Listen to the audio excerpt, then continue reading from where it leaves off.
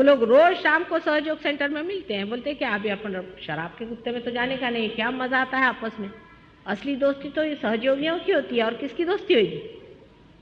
असली दोस्ती होती, जान पे जान लोग दे देते हैं, बड़ा मजा आता है आपस में। जब सभी लोग पार हो गए तो फिर वो बात ही और चलती है, फिर किसी का अच्छा नहीं लगता, लगता है ये क्या छोटे बच्चों जैसे मूर्खों जैसे बातें करते हैं।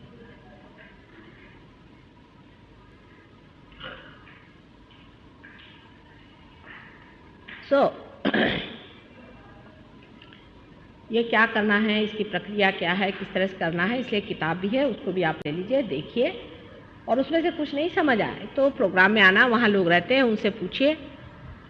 काफ़ी लोग हैं पार हुए। आपकी कुछ प्रगति हो जाएगी, जब आप कुछ स्थिर हो जाएंगे तब आपको और भी चीज़ों में एक्सपोज किया जाएगा, इससे और भी स्थिरता बनती जाएगी। लेकिन अगर आप डगमग हैं, अभी आपको अश्रद्धा है, और श्रद्धा रहेगी तो कोई नहीं कुछ बताने वाला, पर फिर उसके बाद में और भी इसके हायर स्टेट्स हैं, उसमें आप उतर सकते हैं।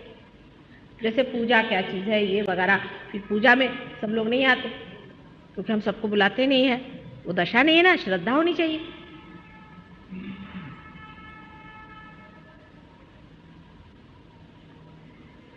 श्रद्धा के बगैर कुछ नहीं होने वाला। अभी जब तक पार नहीं हुआ है तब तक भगवान माफ़ कर देता है, पार होने के बाद भी हाथ से वाइब्रेशन आए तो भी, 4 आदमी आपके हाथ से पार हुए तो भी, और आपकी बीमारी ठीक हो गई तो भी आपको श्रद्धा ही नहीं। हाँ, तो फिर भगवान क्या कहता है? ऐसे अश्रद्धा लोगों को भगवान क्या देगा? आपको परमात्मा को कुछ नहीं देने का, पैसा ऐसा तो आप दे नहीं सकते ना, कुछ नहीं दे सकते, सिर्फ श्रद्धा तो देना चाहिए। श्रद्धा का मतलब है अनुभव के बाद विश्वास रखना, अंधविश्वास नहीं। लेकिन जब आपने देख भी लिया, सब जान भी लिया, उसके बाद भी आपने विश्वास करते हैं तो फिर परमात्मा को आपकी परवाह नहीं।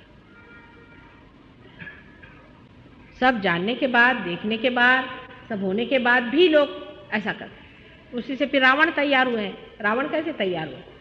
रावण तो पार हो गया था, ब्राह्मण था, और पार होने के बाद भी उसने फिर अश्रद्धा करी, अश्रद्धा करके गलत काम शुरू कर दिए, फिर उसका देखिए क्या हाल होगा। अभी श्रद्धा का मतलब ही क्या होता है? बहुत से लोग कहते हैं कि माँ हमसे सब होता है, हम सरेंडर नहीं कर सकते। अरे क्या नहीं सरेंडर कर सकते? तुम्हारा क्या हम ले रहे हैं? क्या है आपके पास देने के लिए जो हम ले रहे हैं, जो सरेंडर नहीं कर रहे हो? बताओ तो सही।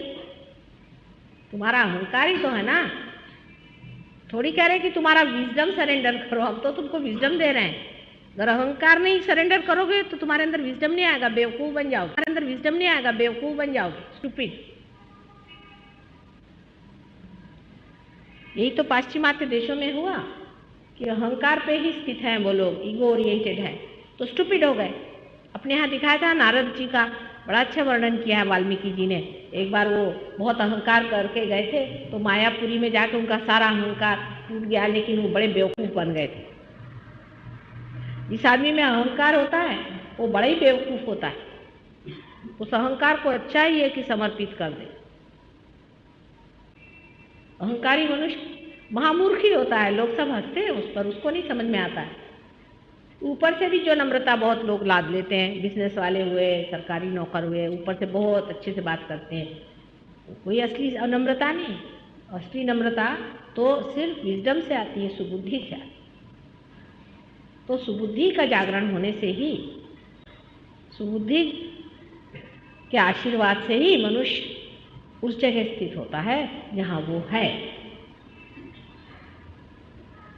ये तो मैंने बता दिया कि आपके वाइब्रेशंस अगर खो जाएं तो क्या करना चाहिए और किस तरह से रहना चाहिए। अब आप लोग फ़ोटो भी ले लीजिए, और फिर से मैं कहती हूँ कि हर हफ्ते जहाँ भी प्रोग्राम हो वहाँ आना चाहिए। अब हम यहाँ जितने दिन भी हैं, अब बोरीवली में प्रोग्राम है या कहीं भी प्रोग्राम है, जितना बन पड़े वहाँ आइए। ऐसे हम रहते भी यहाँ पास में नीलांबर में है, सवेरे के टाइम वहाँ भी आइए, सीखने की कोशिश करिए, जानिए और देखिए क्या चीज़ है। ये तो है नहीं कि बाज़ार में गए और भाई हमने 5 पैसा दिया, चलो हमको चावल डाल दे। ये नहीं, ये दुकानदारी नहीं है। हम सब लोग दुकानदारी के उससे आते हैं, एटीट्यूड से कि हम तो दुकान में आ गए, हमको क्यों नहीं हो रहा? नहीं हो रहा तो नहीं हो रहा, मैं क्या करूं? इसका एटीट्यूड उल्टा है। अब समझे ना, इसका एटीट्यूड उल्टा है, नहीं हो रहा, क्या बात है पता नहीं, ऐसा कहना चाहिए। आपका कोई दोष है इसलिए नहीं हो रहा है, आपका अधिकार होना चाहिए घटित होने के लिए, और आपका अधिकार नहीं है तो क्या बात से नहीं है वो देखना चाहिए कि क्या बात है माँ, कौन सी कमी रहेगी मेरे अंदर। उल्टी बात है, मेरा नहीं हो रहा, मेरा नहीं हो रहा, तुम्हारा नहीं हो रहा है तो क्या किया जाए। आपका अधिकार होगा तो होना ही होगा। अरे ऐसा ही है जैसे कि तुम बैंक में जाते हो, तुम्हारा अगर वहाँ कुछ पैसा जमा नहीं होगा तो कहते मेरा चेक ही कैश नहीं हो रहा, पैसा ही जमा नहीं तो मैं क्या करूँ। हम तो बैंक में बैठे हैं पर तुम्हारा कुछ पैसा भी तो उधर जमा होना चाहिए, पर उधर पैसा ही जमा नहीं है, सब अभी तक ओवरड्राफ्ट चल रहा है, तो फिर थोड़ी देर में रुक जाता है ओवरड्राफ्ट, अब इससे ज़्यादा नहीं दे सकते। तो ये दुकान नहीं है, बैंक है। अच्छा, अब उल्टा एटीट्यूड समझ लो। अधिकतर गुरुओं के पास में दूसरी बात है, क्योंकि वो तो अपनी झोली भरते हैं, उनको तो मतलब नहीं है कि भाई आपका क्या हाल है। अब समझ लो कोई आ गया मेरे पास में, ये भाई साहब आई आए कि माँ मेरा क्यों रुक गया, तो बेटे तू सिगरेट पीता है? नहीं। तू मंत्र बोलता है? ठीक है मंत्र बंद कर। नहीं मैं मंत्र नहीं बंद कर सकता, तो भैया मैं क्या करूं? इलाज तूने पूछा तो बता दिया। एटीट्यूड का फर्क होना चाहिए, इसकी सोचना चाहिए कि हम क्या मांग रहे हैं या क्या दे रहे हैं। गुरु लोगों का क्या है, कुछ भी करो।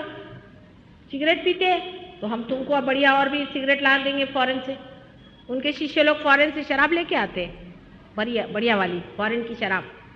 कोई कोई गुरुओं के यहाँ तो फॉरेन की शराब मिलती है। और गांजा चाहिए तो गांजा ले लो, जो चाहिए वो करो। खुद भी 5-5, 6-6 एयर होस्टेसेस को रखे रहते हैं, और तुम लोग भी रख लो, कोई हर्जा नहीं। शराब पीना पियो, कुछ भी करो, हम तुमको कुछ नहीं बोलने वाले। हम ऐसे नहीं है तुमको सताने वाले, तुमको जो करना है करो। बहुत अच्छे आदमी हो तुम, बस तुम्हारी पर्स मेरे को इधर दे दो। और तुम्हारे बीवी बच्चों को भी मेरे पास कर दो, बस काम खत्म। तुम काहे को परेशान हो रहे हो?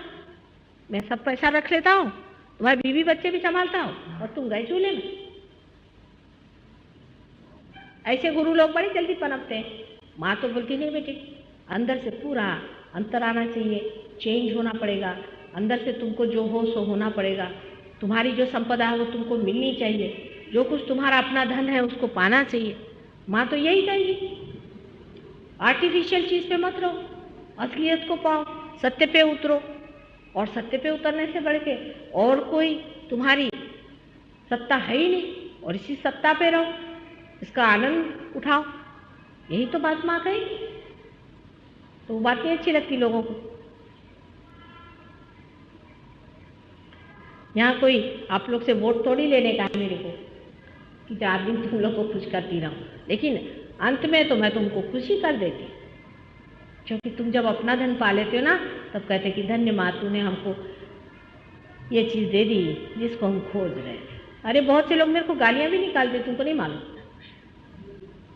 बहुत सताते भी हैं, बहुत से लोग सताते हैं। उनसे बोलो ना ये नहीं करो, हो गया। कलयुग है ना, कलयुग में माँ को कौन मानता है? बहुत से लोग ये भी बोलते माँ बहुत सीधे है, सब लोग आते हैं वो ऐसे ही आपका एडवांटेज उठाते। मैंने कहा उठाने क्या है, कौन सा मेरा एडवांटेज उठाने? ये तो मैं कोरोना में सारा कार्य कर रही हूँ, और कोरोना को तुम जानो और समझो, उससे तुम्हारा लाभ है। कोरोना की नदी बह रही है, उसमें अगर डूबना है तो आ जाओ अंदर, नहीं डूबना है तो अपने रास्ते जाओ। पर माँ थोड़ी सी और भी आगे बढ़ती है, बोलती है बेटा आ जाओ आ जाओ, किसी तरह से दादा पुता करके उसको बुला लेती है। तो लोग को बड़ी जल्दी बुरा लग जाता है ना, बहुत जल्दी फील हो जाता है। कोई बात बोलो एकदम गुस्सा हो जाएंगे। अभी तुम अगर परफेक्ट होते तो मेरे पास आने की जरूरत क्या थी?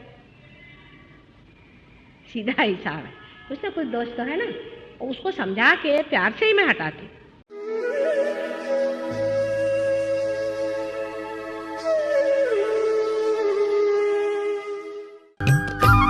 सब्सक्राइब कीजिए कुंडलनी जागरण को और प्रेस कीजिए बेल आइकन को, जिससे कि आपको मिल सके हमारी लेटेस्ट वीडियो सबसे पहले।